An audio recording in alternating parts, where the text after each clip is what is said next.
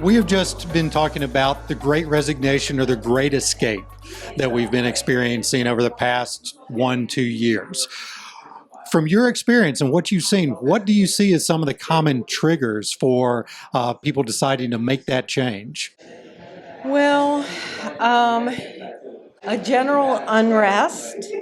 I see it is triggered by a lack of connectivity, I would say. And that connectivity is different for different people. Having a culture where they feel fit in and embraced and seen, a sense of purpose. Truly, that word gets used a lot, but no one wants to show up for just a check of any generation. And particularly not the young people. They're just too restless. They'll go somewhere else to get a check and some purpose and fun. So really helping employees of all ages contribute and feel vital to the company. I think we're not talking enough about vitality among our employees. If they don't feel vital, if they don't feel absolutely necessary and seen and recognized, it makes them less connected to the organization. And therefore it's more transactional, too easy to leave. We've talked about, some of the tenets of conscious capitalism and the history of capitalism itself. What are the attractive pieces? What is it that within conscious capitalism and done correctly can we help to improve the value proposition that the millennial generation sees? I could talk all night. I think I would summarize, that's a big question, right? But I think a sense of transparency and authenticity comes through, and that's a big part of being a conscious leader, and it's a big part of the culture that gets built. And by that I mean, maybe I'll compare it more to a more old-fashioned business where the leader hid more in their office. They were busy, don't get me wrong, but they weren't out and they weren't vulnerable and they weren't authentic with people.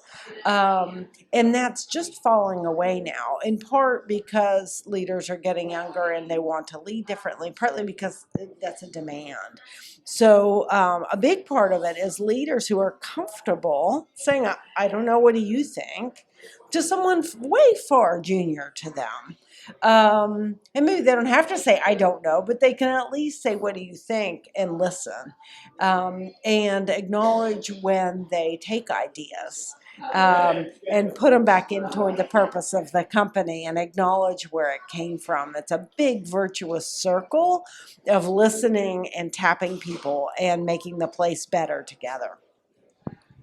So that brings us into some of the how do we effectively incorporate the ideas of all of the generations. Again, we talk about millennials and maybe a bit too much of focus there as one generation.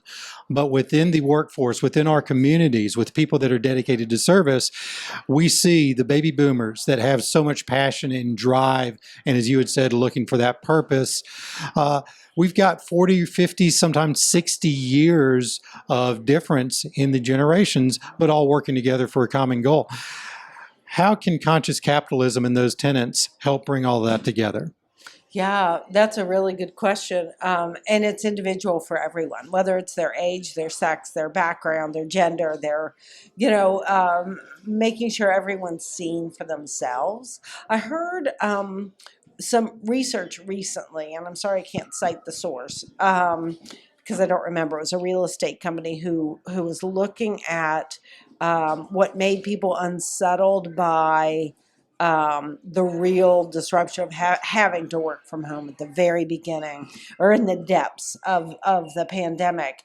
And the reason boomers were most unhappy, because they were comfortable. They're, empty nesters, they have a comfortable home office. Like what they missed most was mentoring.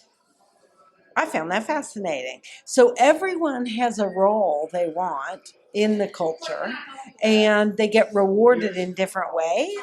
And so tapping that for whoever they are and whatever their passion is, letting them voice it and find a way to implement it. We're not all about what looks like productivity in every minute of the day. It's a lot of the softer things about building each other up and volunteering together and building culture that get the right ideas and energy and innovation that make the company very effective.